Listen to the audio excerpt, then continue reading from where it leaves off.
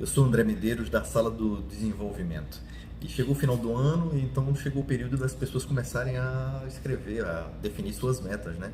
2020 chegando, então as metas normalmente são: eu vou perder peso, eu vou ganhar mais dinheiro, eu vou diminuir as dívidas, eu vou viajar, eu vou. Bom, tem uma série de eu vou. E eu te pergunto uma coisa: você lembra das tuas metas do ano passado? Você chegou a escrever num papel?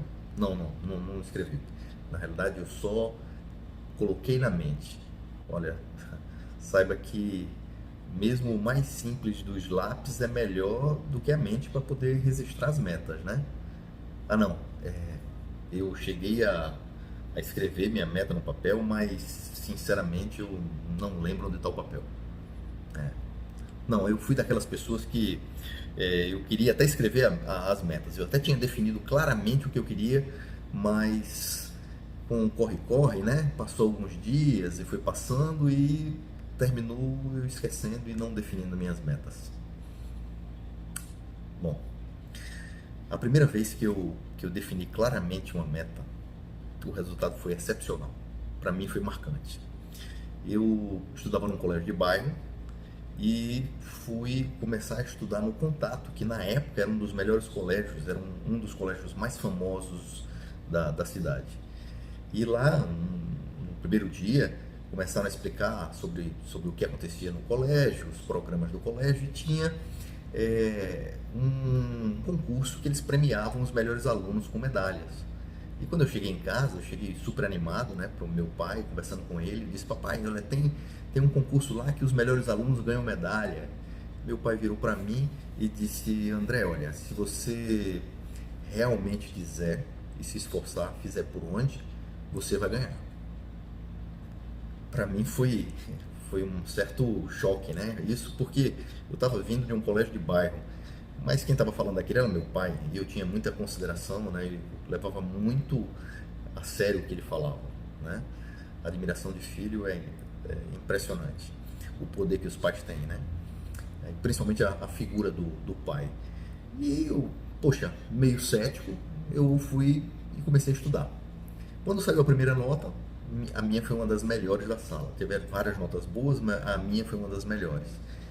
E a partir desse momento eu comecei a nutrir as minhas expectativas de uma maneira muito sigilosa ainda. Poxa, será que isso é possível? Bom, eu comecei a estudar. Eu comecei a estudar e a partir do momento que começavam a sair as outras notas, eu não só anotava a minha nota, como eu anotava a nota das pessoas que poderiam ser meus concorrentes. E fui mapeando para ver quem seria meu concorrente ou a minha concorrente. E consegui definir. Uma determinada menina era minha concorrente. As notas dela sempre eram muito boas. E foi o ano todo, eu anotava a minha nota e a nota dela, a minha nota e a nota dela.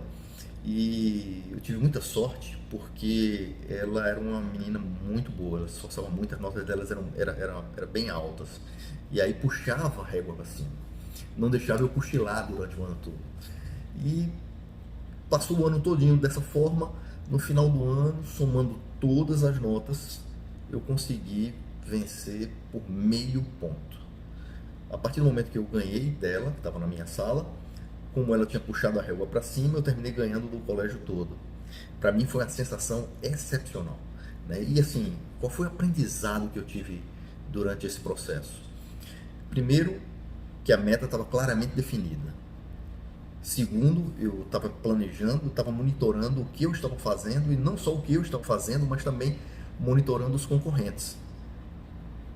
Terceiro ponto, que como a meta estava claramente definida, então ficava mais fácil deixar de fazer outras coisas.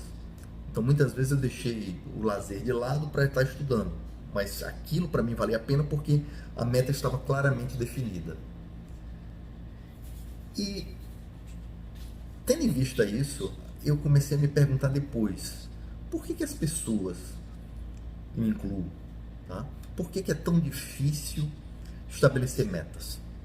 Eu estava lendo um livro chamado 12 Regras para a Vida, de Jordan Peterson, e ele fala o seguinte, que você não define, as pessoas não definem metas, porque a partir do momento que você define uma meta, você claramente está definindo o que é sucesso e o que é fracasso. E as pessoas fogem muito da dor, do fracasso. Então, como não querem abrir margem para ter fracasso, terminam desistindo de obter o sucesso. No outro livro, Rápido e Devagar, os autores falam que existem eles mostram vários estudos de como a mente funciona. E a mente, a perder tem um peso 2 vezes maior do que ganhar. Então, mais uma vez, você muitas vezes deixa de se arriscar com medo do fracasso. Você se mantém na zona de conforto. E por que é importante a gente saber disso? Porque todas as vezes que a gente vai definir uma meta ou que a gente estabelece que vai ter uma mudança, a gente tem que entender que um dos primeiros desafios que nós temos que enfrentar é o desafio interno, que nós vamos ter uma resistência interna. Além de todo o processo externo que a gente vai ter que desenvolver, vai ter que vencer e vai ter que trabalhar, a gente tem que ter consciência de que internamente a gente vai ter uma briga também. E a gente tem que ter estratégias para poder vencer isso. E esse aí tem que estar na equação. Quando você vai definir o que é que você vai ter que pagar para poder obter o teu objetivo, a resistência interna tem que estar na equação. A partir do momento que a resistência interna também vai estar na equação, você define: vale a pena ou não vale a pena pagar o preço? Se você decidiu que vale a pena, define as estratégias e vai para cima. Então, quanto mais a gente se conhece, quanto mais a gente conhece como é que funciona o cérebro, melhor, mais chance de sucesso a gente começa a ter. Então, vamos definir nossas metas, anotar, revê-las constantemente e bom 2020 para todo mundo.